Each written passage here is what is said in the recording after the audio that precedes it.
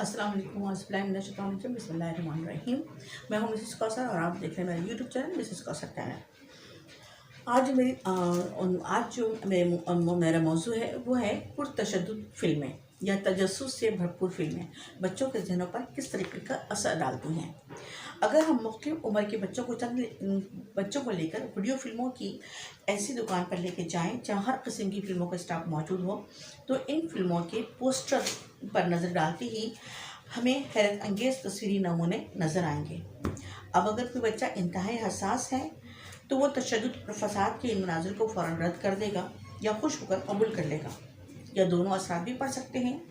तजस्सुस का मादा खुसूसन बच्चों में बहुत ज़्यादा पाया जाता है और वो कुदरती तौर पर कोई नई चीज़ तलाश करने में लगे रहते हैं और फिल्में उनके तजस्सुस को बढ़ाते हुए उन्हें एक अलग दुनिया में ले जाती हैं।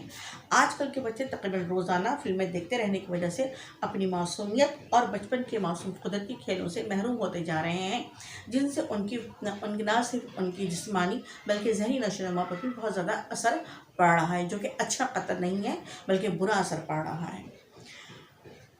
और इनके नाजुक जहनों में एक ऐसी खौफजदा कर देने वाली दुनिया का तस्वर कायम हो रहा है जहां हर किस्म की बुराई मौजूद है, और इसी असर के तहत बच्चे अपने आप को मुस्तहला करने का ख्याल करने की कोशिश में लगे रहते हैं ताकि वो भी फिल्मों की तरह एक्शन दिखाकर अपना बचाव कर सकें। ज़माना हाल में आजकल वीडियो की सहूलत एक लिहाज से अच्छी भी है और बुरी भी। दरअसल वालिदैन को चाहिए कि बच्चों को जो फिल्में पसंद हों उन्हें नज़र में रखें ताकि बच्चे की पसंद का अंदाज़ हो जाए और उसके रुझान को काबू में रखते हुए अच्छे बुरे की तमीज़ सिखाई जा सके। बाज़ वालिदैन अपने बच्चों को दोस्त बनाकर रखते हैं और उनके अच्छे बुरे पर भी कंट्रोल रखते हैं, निगाह भी रखते हैं और कंट्रोल भी रखते हैं। पहले ज़माने में कहते थे ना कि देखो शेर की निगाह से खिलाओ सोने का लवाला और देखो शेर की निगाह से। मौजूदा ज़माने के नाम नहाद आज़ाद ख्याल वालिदैन ने अपने बच्चों को इस सिलसिले में खुली आज़ादी दे रखी है। इस आज़ादी के भयानक असरात एक अलग मौजू हैं।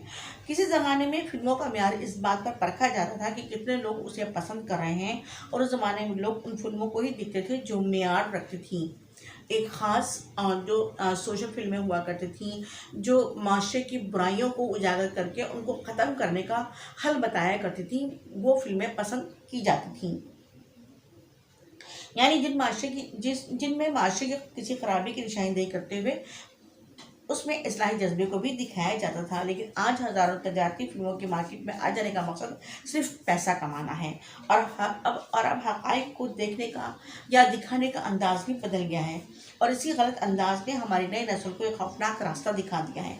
वो समझने लगे कि अपने मकसद के हुसूल में कुछ भी कर गुजरना कोई गलत बात नहीं है और अपने हुकूक के लिए किसी भी किस्म के इक़दाम को अपनाया जा सकता है।